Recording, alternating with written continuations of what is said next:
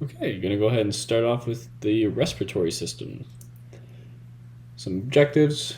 We're going to know the location, structures, and functions of the organs of the respiratory system, describe the mechanics of breathing, and then go on to explain the mechanism of control over the respiratory system and factors that can influence it. So starting off with respiratory system functions, we have gas exchange. Most people would know that. Oxygen enters the blood. Carbon dioxide is going to exit the blood. This is a key feature of the respiratory system that we'll get into in depth here. Regulation of blood pH, and this is altered by changing blood carbon dioxide levels, which obviously is a main function of the respiratory system as well. Voice production, movement of air past the vocal cords will help make sound and speech. We'll touch on that a little bit. Olfaction, you got to be able to smell things, and that occurs through the nose. So when the smell enters through the nasal cavity, those airborne molecules make contact with the olfactory receptors that we covered in our special senses topic.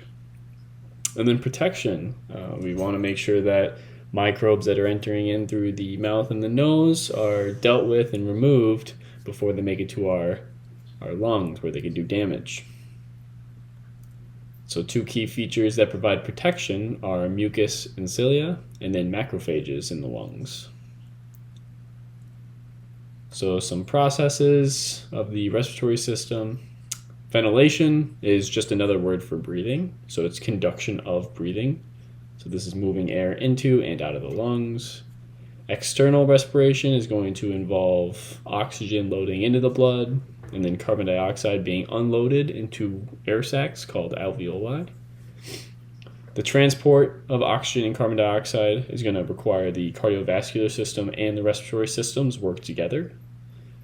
And then internal respiration is going to involve oxygen unloading in the tissues from the blood, and then carbon dioxide being loaded back into the blood from the tissues. And don't confuse these terms with cellular respiration, which involves glycolysis, the Krebs cycle, and the electron transport chain, which we discussed briefly earlier in this semester.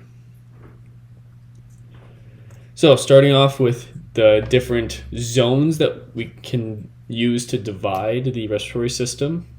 Highlighted in red here are going to be the main functions of each zone. So we have our conducting zone and our respiratory zone. The conducting or ventilating zone is doing exactly that. It's helping get that air into the lungs where we can actually have the site of gas exchange. So this is going to include structures that are not directly involved in gas exchange. Instead, they'll be involved in removing debris using mucus and cilia that are a part of the lining of the trachea and the other aspects of this conducting zone. And so these structures will include the nose, the pharynx, then the larynx, and the trachea. The respiratory zone is the actual site of gas exchange, and so this will include structures involved directly with gas exchange in our lungs. This starts at the respiratory bronchioles and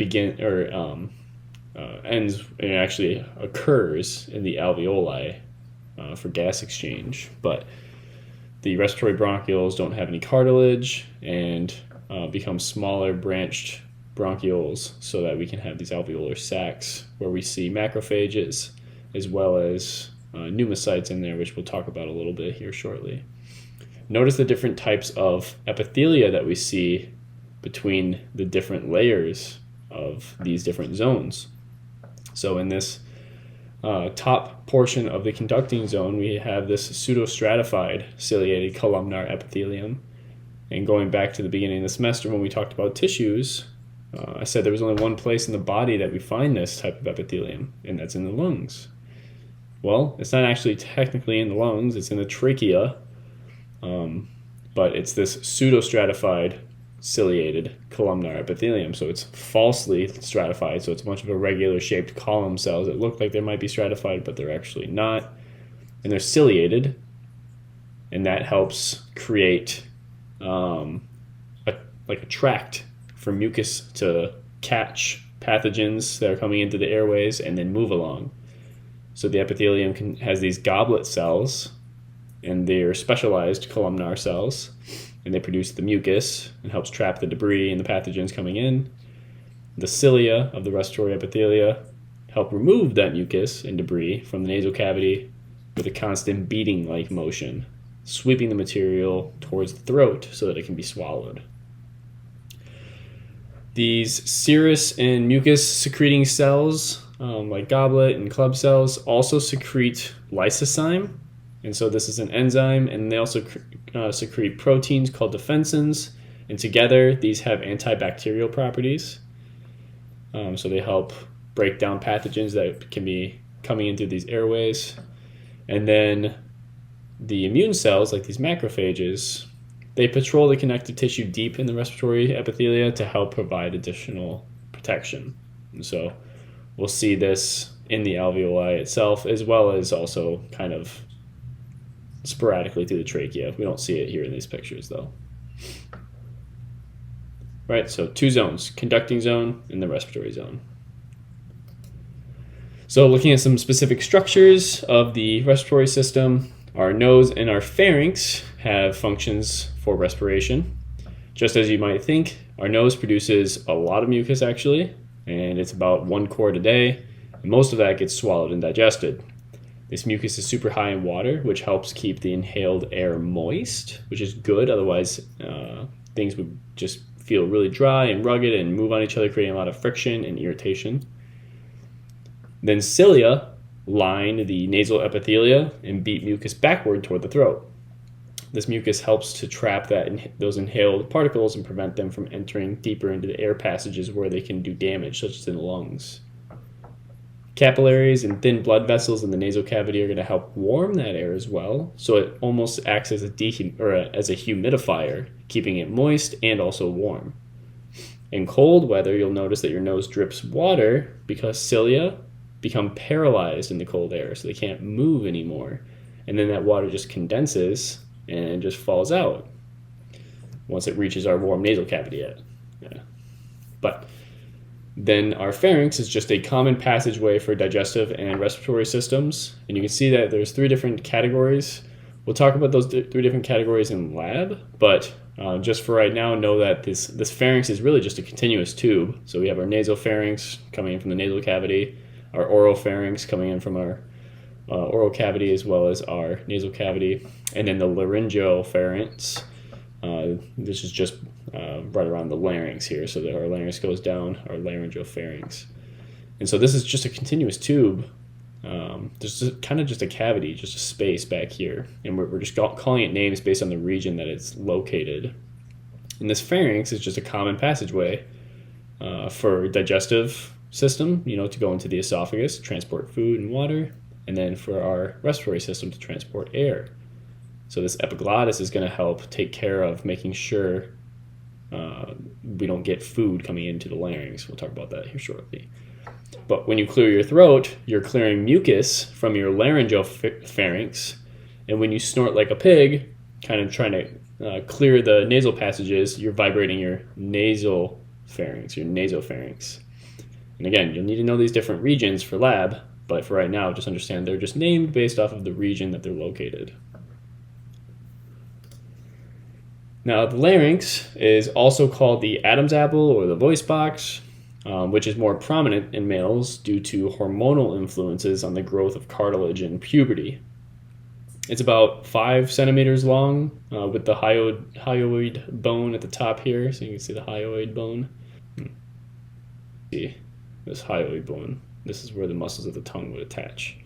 And below the larynx is the trachea. And so the epiglottis is going to, like I just said, help make sure that food does not enter into the trachea, and the larynx first. And same with these vestibular folds here that I have circled for you. So make sure you know these vestibular folds in the epiglottis work together to prevent swallowed material from moving into the larynx. And then vocal folds are primary sources of sound production. These are basically just ligaments that stretch across the space of the larynx, and we call them vocal cords, but they're actually just folds. They can become swollen, and then that's why they don't end up vibrating, and you can lead to a cracked voice or even just losing your voice in general if you have a swollen, like a laryngitis. They're so swollen that they can't vibrate the way that they evolved to. So the trachea is right after that larynx, and it extends from the larynx down to the lungs, so it helps connect our passageway to the lungs.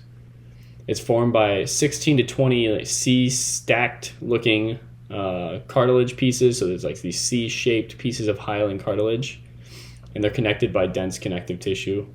And this helps maintain the openness of the airway. Okay, so this gives the trachea structural rigidity so that it doesn't collapse on itself. So it's lined with cartilage. Trachea is also lined on the inside with ciliated pseudostratified columnar epithelium, like we said before. Again, that helps secrete mucus and remove debris that enters into the trachea so that it doesn't get into the lungs. So we can see this is that pseudostratified columnar layer with cilia on top. This is where air would be moving through the lumen. And then on the outside we have the hyaline cartilage. So the hyaline cartilage would go around like this, and then this would be a big opening for the air to travel through. And then our trachea divides into left and right pulmonary bronchi, which begin the branching that we see in the bronchial tree of the lungs. This trachea branches into these left and right primary bronchi to serve each lung. These bronchi are also lined with pseudostratified ciliated columnar epithelium containing mucus-producing goblet cells. The rings of cartilage, similar to those of the trachea, support the structure of the bronchi and prevent their collapse. So you can see they're all still covered in cartilage up until we get to the bronchioles. This is all still the conducting zone, making sure that the air can come into the area that it needs to do the gas exchange. This is all called a bronchial tree, so it's just literally branching off. And so it's a respiratory tree. It's the collective term that we use for these multiple branched bronchi. The secondary bronchi will branch and serve each lobe of the lungs, and the tertiary bronchi will branch even more and serve each bronchopulmonary segment. Branching off of these tertiary bronchi are what we call bronchioles. There's no cartilage on these bronchioles, just smooth muscle. So they can change diameter because of this smooth muscle, but they're about 1 millimeter in diameter, and they further branch to become what we call the terminal bronchioles. Terminal means the last leg, right? The last ones. Well, these terminal bronchioles are continuous with these respiratory bronchioles, and there's about 1,000 terminal bronchioles in each lung. And the muscular walls of the bronchioles do not contain the cartilage, again, like those of the bronchi. And this muscular wall can change the size of the tubing to increase or decrease airflow through the tube. And now, in contrast to the conducting zone, the respiratory zone includes structures that are directly involved in gas exchange. The respiratory zone begins where these terminal bronchi join the respiratory bronchi, which is the smallest type of bronchiole. And that leads to our alveolar duct, which goes into each alveolar sac.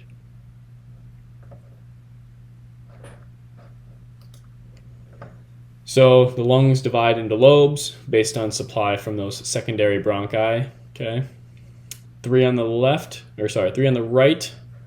2 on the left. So we have a superior and an inferior lobe on the left lung, and we have a superior, middle, and inferior lobe on the right lung. The reason there's only 2 on the left is because there's a cavity that holds the heart being notched in the concave part of the superior lobe of this left lung. This notch is literally called the cardiac notch, and it's a good way to remember which lung has only 2 lobes, since the presence of the heart is off-center to the left of the midline of the body. And so you can always just kind of feel where your heartbeat is, and you're usually going to be on the left side, just off-center. And you know your left lung is the one that has 2 lobes because it has to also compensate for the cavity that holds the heart. The lobes can then be divided into bronchopulmonary segments based on the tertiary bronchi that serve them, and we'll look at this a little bit more in lab. And so don't worry about memorizing the lobes and bronchopulmonary segments. We'll talk about this a little bit more when we get into lab.